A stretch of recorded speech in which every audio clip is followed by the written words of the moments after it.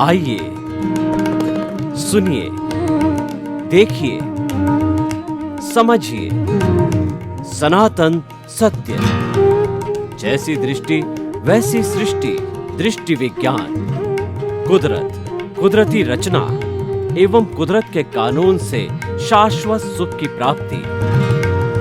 जोधपुर के परम पूज्य महात्मा उपासक प्रोफेसर डॉक्टर सोहन राज तातेड़ के निर्देशन में सनातन सत्य।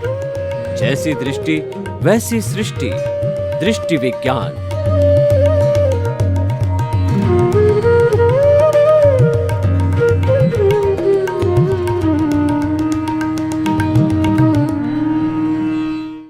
भाई और बहनों, मातृशक्ति को नमन। आज का हमारा सुंदर विषय है निज दोष दर्शन से जगत निर्दोष। यानी जब हम अपने दोष देखने लग जाते हैं, अपनी बुराइयां, अपनी गलतियां, अपने फॉल्ट्स देखने लग जाते हैं, तो दुनिया हमको निर्दोष नजर आने लग जाती है। उदाहरण के तौर पर देखिए, एक अंगुली मैं आपकी तरफ कर रहा हूँ, यानी मैं आपकी छिद्रान्वेषण कर रहा हूँ, आपके दोष निकाल रहा हूँ, तो बाकी की 3 अंगुलियाँ और चौथा अंगूठा मुझे निर्देश देते हैं कि तुम्हारे भीतर तो इससे बहुत अधिक जो है दोष भरे पड़े हैं, बुराइयाँ भरी पड़ी है, अवगुण भरे पड़े हैं, तुम उनको देखो, तुम्हारे को फायदा होगा। और यूँ हम देखें कि दूसरे के दोष देखने से हमें क्या फ़ायदा होना है। दूसरे के दोष देखेंगे तो हमारे भीतर के दोष जो है और बढ़ेंगे, क्योंकि दोष दोष को मल्टीप्लाई करता है, राग द्वेष को मल्टीप्लाई करता है, बुराई बुराई को मल्टीप्लाई करती है, अच्छाई अच्छाई को मल्टीप्लाई करती है। हम आपको इतनी सारी चीज़ें अच्छाई की क्यों बताते हैं? क्योंकि मानव प्रकृति भूलने योग्य होती है, वो हर क्षण भूलता रहता है। इसलिए बार बार हमें आचार्य लोग, संत लोग, ऋषि मुनिषि हमें अच्छी अच्छी बातें, अच्छे संस्कार देते हैं। और आपने क्या कभी देखा कि बुरे संस्कार किसी को देने के लिए ट्रेनिंग देनी पड़ती है, बताना पड़ता? वो तो जन्मजात लेकर के आता है। हमारे इस हृदय के अंदर कुरुक्षेत्र है, जिसके अंदर अच्छाइयाँ बुराइयाँ दोनों साथ रहती। जो कौरव है वो बुराई है और पांडव है अच्छाई है, दोनों के बीच में युद्ध हर क्षण चलता रहता है। अगर अच्छाई जीत जाती है तो हम अच्छे कार्य करने लग जाते हैं, अच्छे इंसान बन जाते हैं। और बुराई जो है अगर हमारे पे हावी हो जाती है तो हम जो है बुरे व्यक्ति बन जाते हैं, और धीरे धीरे हम एक जो है अपराधी के रूप के अंदर, आतंकवादी के रूप में, लुटेरे के रूप में भी बन सकते हैं। सारे लोग ऐसे ही बनते हैं, संस्कारों से बनते हैं। देखिए, एक वृत्ति होती है, एक प्रवृत्ति होती है और एक प्रकृति होती है। वृत्ति का मतलब कोई एक्शन करना। एक बार आपने झूठ बोला, ये वृत्ति हो गई। आपने 2 बार, 3 बार, 4 बार, 5 बार झूठ बोला और झूठ बोलने के लिए आपकी आदत टाइप पड़ गई, तो ये प्रवृत्ति हो गई। और ये प्रवृत्ति आप रेगुलर करते रहो, कई महीनों और तक करते रहो, तो ये आपकी प्रकृति, यानी आप झूठे बन जाओगे। और इसी तरीके से व्यक्ति डाकू बनते हैं, लुटेरे बनते हैं, आतंकवादी बनते हैं, अपराधी बनते हैं, मिलावटी करने वाले बनते हैं, शराबी बनते हैं, शराब बनाने वाले बनते हैं। तो इसीलिए हमें पहली वृत्ति जब हो उस पे अंकुश करना चाहिए। पहला कदम जब रखा जाता है तो वह हमारे चलने की नींव लगती है। तो पहला कदम सही दिशा में या गलत दिशा में, हमको पूर्व में जाना है और आपका मुख है पश्चिम दिशा में। पहला कदम आपने पश्चिम दिशा के अंदर रख दिया तो आप किस तरीके से अपने गंतव्य को पार करोगे? नहीं कर सकते। तो कहने का अर्थ यह है कि हमें अपने दोष देखने चाहिए। इसके लिए कबीरदास जी ने बहुत ही सुंदर कहा। कबीरदास जी को एक दिन ये इच्छा हुई कि मैं पेपर और पेन लेकर के और शहर के अंदर घूमूं कि शहर में कौन कौन से बुरे व्यक्ति हैं, कौन कौन से दोषी व्यक्ति हैं, उनकी लिस्ट बनाऊं तो वो घूमते रहे, शाम तक उनको कोई दोषी व्यक्ति नहीं मिला। और शाम को उन्होंने जब अपना हृदय टटोला, अपने आप को भीतर झांका, अपने आप अपने गिरेबान में झांका, अपने भीतर गए, तो उन्होंने देखा अरे ये दोषों का खजाना तो यहाँ भरा पड़ा है। तब उन्होंने कहा कि बुरा जो देखन मैं चला, बुरा न मिलिया कोय, जो दिल खोजा आपना और मुझसे बुरा न कोय। तो इसीलिए हमें सुधार हमारा करना है, दूसरे का सुधार करने से हमको क्या मिलेगा। और आप अगर सुधरे हुए हो तो दूसरा व्यक्ति आपके आचरण को देख देख के सुधार हो जाएगा। हमारे सामने जो ऋषि महर्षि होते हैं तो उनका चरित्र जो है इतना आकर्षित होता है, उनका आभा मंडल इतना शुद्ध होता है कि उनके शरण में जाने से, उनके सानिध्य में जाने से हमारी बुराइयां पिघलने लगती है, हमारा आभा मंडल शुद्ध होने लगता है, हमको सुकून मिलता है। क्योंकि वो तपस्वी होते हैं, वो शुद्ध चारित्र वाले होते हैं, और जो वो कहना चाहिए वो तप के धनी होते हैं। उनका तप जो है बहुत ऊंचे दर्जे का होता है, उनकी साधना, उनकी रिद्धि सिद्धि बहुत ऊंचे दर्जे की होती है। तो इसलिए भाई और बहनों, आज का जो हमारा विषय बताता है कि इस दुनिया में किसी व्यक्ति को दोषी मत देखो, और दोषी नहीं देखने के साथ साथ में और भी इनके सहयोगी तत्वों को जोड़ो कि इस जगत का कोई भी प्राणी दोषी नहीं है, वह निमित्त है, निर्दोष है, अकर्ता है और शुद्ध आत्मा स्वरूप है। देखिए कि जब हम किसी व्यक्ति के भीतर जो है वो शुद्ध आत्मा स्वरूप के दर्शन करते हैं तो उस व्यक्ति में हमको कोई दोष दिखाई नहीं देते। और वास्तव में देखा जाए तो ये पूरी सृष्टि निर्दोष है, किसी व्यक्ति का जो है दोष हो भी नहीं सकता, कोई व्यक्ति कर्ता हो भी नहीं सकता, क्योंकि कर्ता तो व्यवस्थित सकता है, कर्ता तो कुदरत है। और फिर भी कोई व्यक्ति अहंकार के वशीभूत होकर के अपने आप को कर्ता मानता है कि यह कार्य मैंने किया, इस काम को करने वाला मैं हूँ, घर को चलाने वाला मैं हूँ, देश को चलाने वाला मैं हूँ, सब कुछ करने वाला मैं हूँ, यानी कर्ता बनता है। जबकि वो अकेला व्यक्ति मात्र निमित्त होता है, लेकिन वो प्रमादवश, वो अज्ञानवश और वो अहंकारवश कर्ता बनता है। तो उसी क्षण जो है वो अपने कर्मों का सृजन करता है, और उसी कारण से वो जन्म जन्मांतर के अंदर भटकता आया है और भटकता रहेगा, और इस मानव जीवन का कोई सार नहीं निकलेगा। अगर इस मानव जीवन का जो वर्तमान में आपको मिला है इसका सार निकालना चाहते हो, आप जो है ज्ञानी पुरुष की मदद से अपना पद बदल दो, अकर्ता पद पे आ जाओ। आप जो है कर्ता पद छोड़ के अकर्ता पद पे आ जाओ, तो आपको जो गुरु होगा, आपका जो ज्ञानी पुरुष होगा, वो आपको जो है वो आत्म पद के ऊपर बिठा देगा और आपका विकास होता रहेगा, और आप आने वाले भवों के अंदर परमात्मा बन सकते हो। परमात्मा बनने का आपको रास्ता जो है दिखा देता है, और आपको जो है आपके भीतर जो है ज्ञान की लौ जला देता है, ज्ञान का दीपक जला देता है। तो भाई और बहनों, हम किसी व्यक्ति को जो है निर्दोष कैसे देखें और खुद को दोषी कैसे देखें, इसके हम कुछ विवेचना करते हैं। मान लीजिए कि हमारे परिवार में जो है, हमारे को किसी भी परिवार के बेटा ही है, बेटा हमको दुख देता है, गालियां देता है, हमको वृद्धाश्रम में भर्ती करा देता है, और हमको चित समाधि नहीं देता है, जली भुनी सुनाता है, रोटी नहीं देता है। तो इस सब का कारण क्या है?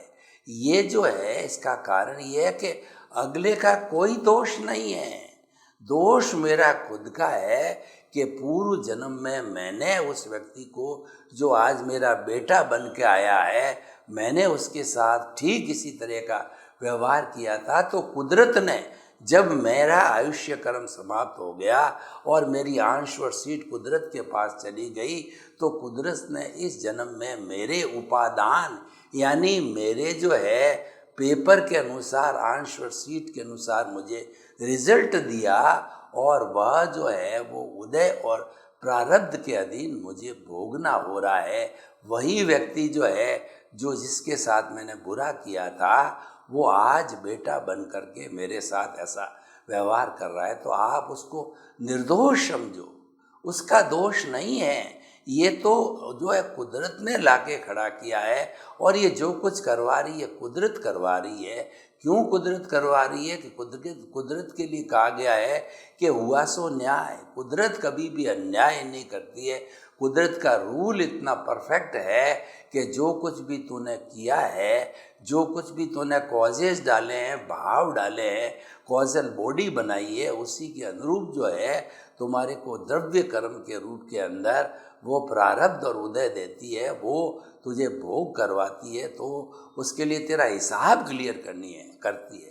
तो हमें ये हमेशा कोई भी प्राणी हमारे साथ किसी तरह का व्यवहार करे, चाहे सेवा का व्यवहार करे, चाहे जो है हमारे साथ में बुरा बर्ताव करे, तो हमें उस व्यक्ति को जो है वह ये कहना चाहिए कि तुम्हारे प्रति धन्यवाद, कृतज्ञता, कि तुम जो है मेरा ये भुगतान क्लियर कर रहे हो, मुझे एनओसी दे रहे हो, मुझे मुक्ति में भेजने का रास्ता बना रहे हो। जब सभी प्राणियों से जिनको मैंने कष्ट दिया है, दुख दिया है अध्यक्षण पर्यंत संसार रूपी नाटक के प्रारंभ से, तो जब मैं सबसे क्षमा याचना करता हूँ, तो जब मुझे सब एनओसी देंगे तब जाके मेरा उद्धार होगा, कल्याण होगा, मुक्ति होगी।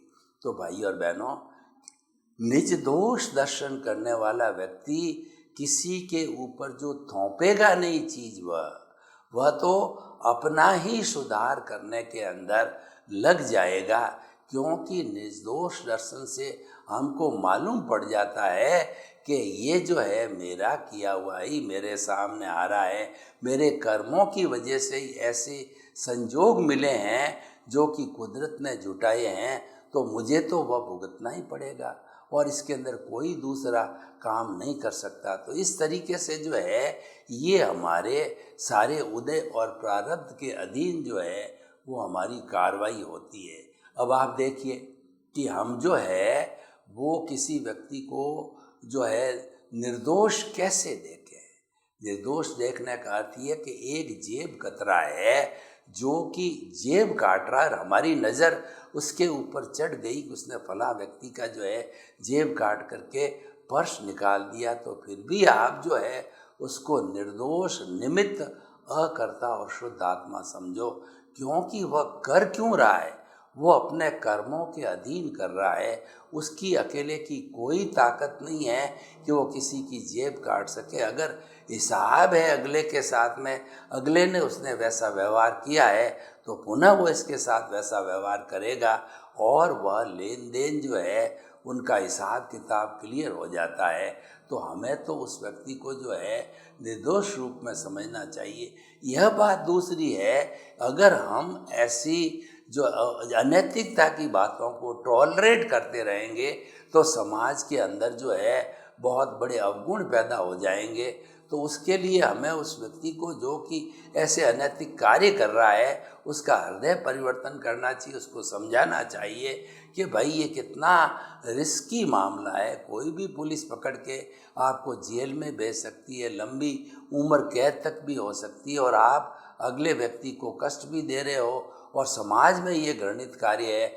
और ये पैसा आप जो जेब काट के ले जा रहे हो, अनैतिकता का पैसा है, ये पैसा टिकेगा भी नहीं, आपके भीतर अशांति पैदा करेगा, आपके भीतर बीमारी पैदा करेगा। और यही पैसा अगर आपने अपने परिवार में उपयोग ले लिया तो सभी परिवार के लोगों को ये बर्बाद करेगा। जब सभी कोण से, सभी दृष्टिकोण से हम उसको ये बात बताते हैं तो ये बात उसके समझ में आ जाती है, उसका हृदय परिवर्तन हो जाता है कि अनैतिक कार्य है, मुझे हर तरीके से जो है नुकसानदायी है, तो वो उस कार्य को छोड़ देता है और छुड़वाना भी चाहिए। जो समाज में अनैतिक कार्य हो रहे हैं वो व्यक्ति की समझाइश करके और उसको समझा करके उसकी मेरिट्स और डीमेरिट्स उसको समझा करके वो छुड़ाना चाहिए। क्योंकि समाज के अंदर अनैतिक लोगों की संख्या बढ़ेगी तो पूरा समाज जो है वह एक जंगल राज हो जाएगा, अनैतिक हो जाएगा। उसे हमें रोकना भी चाहिए और जहाँ पर समाज में बुराई हो हमें चुप भी नहीं बैठना चाहिए। महाभारत होने का कारण ये है कि विश्व पितामह गुरु द्रोणाचार्य और कृपाचार्य ऐसे महान लोग उस वक्त में जो हाजिर थे, लेकिन सब जो है द्रौपदी का चीरहरण हो रहा था, जुआ खेला जा रहा था, और जो दुशासन जो है चीरहरण कर रहा था, और उसको जो है वो जो महल उसको जो है राजभवन के अंदर घसीट करके लाया गया द्रौपदी को। ऐसे अनैतिक कार्य में वो चुप रहे, मौन रहे, तो ये उनकी सबसे बड़ी गलती थी और इसी का परिणाम महाभारत हुआ है। तो इसीलिए अनैतिक कार्य में बोलना चाहिए, परंतु हमारी मानसिकता ये होनी चाहिए कि किसी भी व्यक्ति को जो है हम दोषी नहीं देखें, किसी व्यक्ति के जो हम कर्ता नहीं समझें, किसी व्यक्ति को निमित्त समझें और निर्दोष समझें, और उसमें शुद्ध आत्म स्वरूप है, ऐसा हमें चिंतन करना चाहिए। तो ये शुभ प्रवृत्ति जो है ये तो मन वचन काया से की जाती है, और शुद्ध प्रवृत्ति होती है करने वाली तो हमारी प्रतिष्ठित आत्मा है, लेकिन शुद्ध प्रवृत्ति मूल रूप से प्रज्ञा के द्वारा होती है, वो चेतना की भाव सत्ता के द्वारा होती है, वो चेतना के अकाउंट के अंदर जाती है, और जहाँ चेतना का अकाउंट होता है वहाँ पर no causes, no formation of the causal body और नो फॉर्मेशन, इसका मतलब है कि हम जल्दी जो है वह अपने पुराने जमे हुए बर्फ़ की शिला की तरह कर्मों को खपा करके हम जल्दी सिद्ध बुद्ध और मुक्त बन सकते हैं। अगर हमारी प्रोसेसिंग फैक्ट्री के अंदर कर्मों का निर्माण बंद हो गया, यानी अर्जन बंद हो गया, अर्जन बंद का मतलब चार्जिंग बंद हो गया, चार्जिंग बंद का अर्थ ये हुआ कि हम जो है बहिरात्मा से अंतरात्मा बन गए, हम कर्ता पद से जो है हम आत्म पद पर बैठ गए, और जो ही आत्म पद बैठे इसका अर्थ यह है कि आपका अनंतानुबंधी कषाय दर्शन मोहनीय वो आपके गुरु की कृपा से, आपके ज्ञानी पुरुष की कृपा से, आपके पुण्योदय से वो भस्मीभूत हो गया और आपको सम्यक दर्शन मिल गया। और जिसको एक बार सम्यक दर्शन मिल जाता है वह अवश्य ही कभी न कभी मुक्त होगा। वो salvation, emancipation, free from the bondage और सभी सर्व कर्मों से मुक्त होगा, जिसको कि संपूर्ण निर्जरा कहा जाता है। और कर्म थोड़े थोड़े जड़ते हैं तो उसको आंशिक निर्जरा कहा जाता है। तो भाई और बहनों, निर्दोष दर्शन से फ़ायदा हो गया कि कार्बन शरीर का वॉल्यूम या घनत्व कुछ भी कहिए वह घटता है, हमारी आत्मा उज्जवल होती है। तो इसलिए आत्मा को उज्जवल करने के लिए जो हमें निर्दोष दर्शन करना चाहिए। अब देखिए, निर्दोष दर्शन करने की विधि को भी समझना चाहिए। उसके लिए भगवान ने सामायिक आलोचना, प्रतिक्रमण, प्रत्याख्यान कहा है।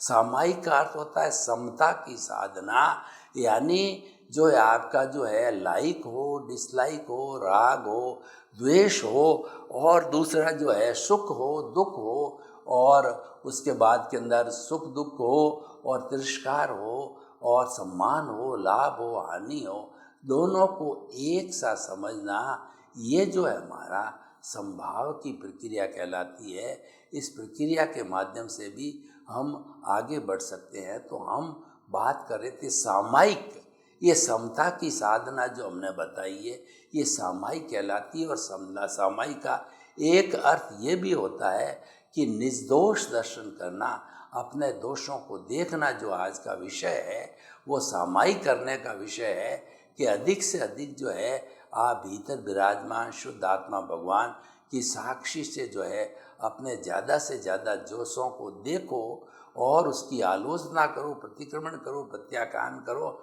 और उससे उसकी धुलाई करो, धुनाई करो। जब वो धुनाई हो जाएगी तो सारा कर्म रज साफ होकर के 24 कैरेट का सोने के रूप में जो है हमारी शुद्ध आत्मा जो है सिद्ध शिला में जाके सिद्ध बुद्ध और मुक्त बन जाएगी। तो सामायिक का अर्थ अपने दोषों को देखना।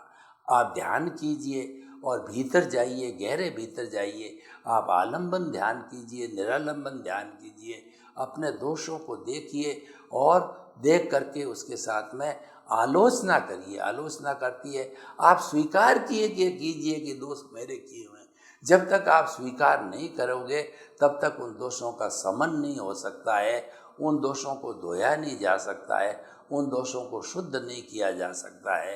तो हम जो है उन दोषों को जो है देखने की ये कला है, उसको सामायिक कहते हैं। अब हमारे दोष हो गए, हमको मालूम पड़ गया ये दोष मैंने ही किया है, तो उसको स्वीकार करना, उसको आलोचना कहते हैं। कि जब आप दोष को स्वीकार करते हो आपको पनिशमेंट मिलता है, और पनिशमेंट होकर के आप शुद्ध हो जाते हो। तो अपने दोषों को जो है स्वीकार करना आलोचना है। और प्रतिक्रमण का अर्थ होता है आपने अतिक्रमण किया, किसी को दुख दिया, कष्ट दिया, तकलीफ दी है, तो उस तकलीफ से पुनः लौट के आना, यानी जो दिया गया तकलीफ है उसके लिए क्षमा याचना करना, उसके लिए सॉरी फील करना, उसको मिच्छा भी दुक्रम कहना, उसको खमत कामना कहना, शुद्ध अंतःकरण से, शुद्ध हृदय से जब हम ऐसा करने लग जाते हैं तो ये जो है सामायिक आलोचना प्रतिक्रमण हो जाता है। हमारे जैन दर्शन के अंदर प्रतिक्रमण को बहुत ऊंचा स्थान दिया गया है, जिसको प्रायश्चित भी कहते हैं। प्रायश्चित करने से करोड़ों करोड़ों जन्मों के कर्म के दलिये कट जाते हैं। यानी प्रायश्चित एक ऐसी अग्नि है जो कि इन कर्मों को भस्मीभूत कर देता है। जैसे दावानल लगता है तो सूखे आले पूरे जंगल के वृक्षों को वो जला डालता है, तो उसी तरीके से जो है प्रायश्चित जो है हमारे भीतर एक दावानल खड़ा करता है, और उस दावानल के अंदर जो हमने अभी निर्दोष दर्शन किए थे उन दोषों को भस्मीभूत कर देता है प्रायश्चित। इसीलिए प्रायश्चित का जो है हमारी साधना में बहुत बड़ा स्थान है। और विनय का अर्थ होता है कि गुणी जनों के प्रति और जो नव पंच परमेष्टि के प्रति जो है वह अच्छी भावना रखना, ये जो है विनय कहलाती है। और जिस व्यक्ति के अंदर एक विनय का गुण आ जाते हैं तो वो विनय गुणों की खान होती है, सारे गुण भी वहाँ आकर के इकट्ठे हो जाते हैं। इसीलिए हमें प्रायश्चित विनय वैयावृत्य का अर्थ होता है कि कोई ग्लानी प्राणी है। साधुओं के लिए तो जो है वो बुजुर्ग साधु, बीमार साधु और ग्लान साधु, उनकी सेवा करना। और गृहस्थों के लिए कोई भी व्यक्ति जो है वो बीमार अवस्था में है तो उनकी सेवा करना अग्लान भाव से, वो हमारा जो विनय वैयाव्रत कहलाता है। और प्रायश्चित विनय वैयाव्रत स्वाध्याय, खुद का अध्ययन करना कि मैं कौन हूँ, मेरे क्या गुण हैं, और मैं जो है वो मेरा स्वरूप क्या है, मैं कौन हूँ, मुझे कहाँ जाना और मैं कहाँ से आया हूँ, इन सब की शोध करो, इन सब का जो है पता करो, तो स्वाध्याय कहलाता है खुद का अध्ययन करना। और खुद के अध्ययन के अंदर हम अपने आप को जानने लग जाते हैं, अपने स्वरूप में रमण करते हैं। और जब हम स्वरूप में रमण करने लग जाते हैं तो हमारी मुक्ति बहुत नज़दीक होती है। संपूर्ण रूप से जो है हम जागृति करके और अनुभव बढ़ा करके अपने स्वरूप में आ जाते हैं, जिसको 360 डिग्री का जो है केवल दर्शन होता है पहले, बाद में केवल ज्ञान होता है दूसरे जन्म में परिणति के रूप के अंदर। तो वैसा व्यक्ति जो है ये स्वाध्याय करने से स्वरूप की प्राप्ति करने में अपने आप को प्राप्त कर लेता है, तो फिर कुछ भी प्राप्त करना शेष नहीं होता है। तो इसीलिए जो है ये हमने सारा आपको बताया। विनय वैयाव्रत स्वाध्याय, ध्यान और व्युत्सर्ग, आलंबन ध्यान, निरालंबन ध्यान, शुद्ध आत्मा का ध्यान किया जाता है, जिसमें कोई आलंबन नहीं होता है कि मन वचन काया से मुक्त ऐसा मैं शुद्ध आत्मा हूँ। ऐसा निरालंबन ध्यान करते करते हम जो है अंत के अंदर जो है मुक्ति की अवस्था तक पहुँच सकते हैं, जिसको कि व्युत्सर्ग कहा जाता है। कि शरीर को छोड़ा जाता है, सबसे पहले मन को छोड़ा जाता है, फिर वचन को छोड़ा जाता है, और मन और वचन को छोड़ करके और फिर जो है काया का 2/3 भाग से जो है वो शुद्धिकरण किया जाता है। एक सिंबॉलिक रूप से 2/3 की अवगाहना होती है जो कि सिद्ध शिला में होती है। तो भाई और बहनों, हम आपको बतलाना चाहते हैं कि जो आज का विषय है कि निर्दोष दर्शन से जगत निर्दोष, अगर दुनिया को निर्दोष करना है और खुद को संपूर्ण रूप से शुद्ध करना है तो दोष रूपी अशुद्धि को धोते रहिए। जब आप इसको किसी गंदा कपड़ा है उसको पावरफुल डिटर्जेंट से धोते रहोगे तो वो एकदम साफ हो जाएगा। सोना है उसके अंदर, अगर कुछ अशुद्धि है उसको तपाया जाए तो सोना तप करके कुंदन बन जाता है, वो अशुद्धि निकल जाती है। तो उसी तरीके से हमारे कार्बन शरीर को तपाना, यानी कार्बन शरीर के भीतर जो दोष भरे पड़े हैं, कार्बन शरीर के भीतर जो राग द्वेष है, वो जब तपने लग जाएंगे तो तपते तपते वो कार्बन शरीर हमारी आत्मा से अलग होने लग जाएगा। और संपूर्ण रूप से जब अलग हो जाएगा तो संपूर्ण निर्जरा होने पर हम अपने संपूर्ण अस्तित्व की प्राप्ति कर सकते हैं। तो हमें ऐसी स्थिति के अंदर पूरा जगत है वो निर्दोष दिखाई देता है। और जब किसी व्यक्ति को पूरा जो जगत निर्दोष दिखाई देने लग जाता है तो उस व्यक्ति को अपने गंतव्य शाश्वत सुख के पाने के अंदर कोई देरी नहीं लगती है। शाश्वत सुख को पाने वाला व्यक्ति है, पूरे जगत को निर्दोष समझता है, पूरे जगत में वो अच्छाई को देखता है, पूरे जगत के अंदर वह व्यक्ति को कैसे सुधार सकता है ऐसा देखता है। तो भाइयों और बहनों, आज का बहुत सुंदर हमारा विषय है कि हमें निर्दोष दर्शन, निज दोष, खुद के दोषों को देखना चाहिए, दूसरे के दोष नहीं निकालना चाहिए। हमें उसमें फायदा नहीं है। सर्वे भवन्तु सुखिनः, सर्वे सन्तु निरामया। लोक के सब जीवों को सुख मिले, शांति मिले, आनंद मिले, प्रेम मिले, सौहार्द मिले और हम सभी अच्छे शांतिपूर्ण से अस्तित्व से जीवन यापन कर स्वर्ग को धरती पर उतार लाएं। आपके प्रति मंगल भावना। ओम शांति।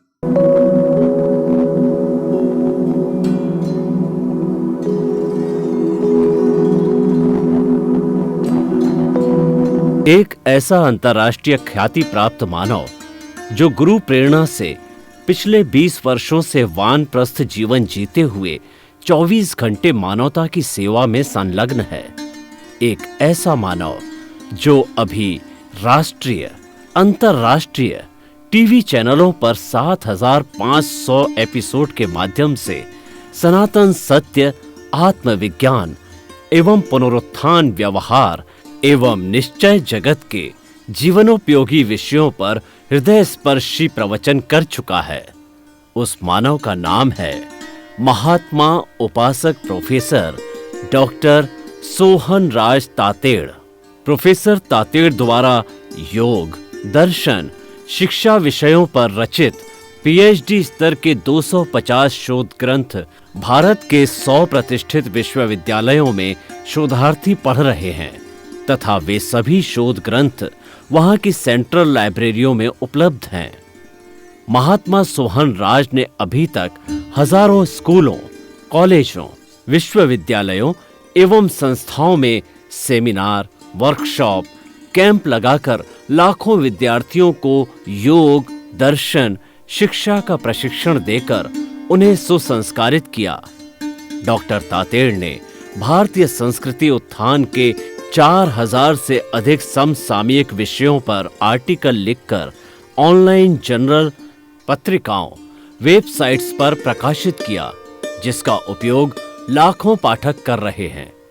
उपासक तातेड़ के 5000 से अधिक आज का सुविचार, आज का शुभ संदेश, आज का मंगल भावना योग आदि चिंतन websites, Twitter, blogger, Facebook, YouTube माध्यमों से लाखों लोग अपना जीवन निर्माण कर रहे हैं। मानवता के मसीहा ऐसे महामानव महात्मा सोहन राज तातेड़ के प्रोफाइल को अभी तक विश्व के 20 लाख दर्शक यूट्यूब पर, 12 लाख गूगल पर एवं लाखों दर्शक फेसबुक, ब्लॉगर, ट्विटर और इंस्टाग्राम पर देख चुके हैं।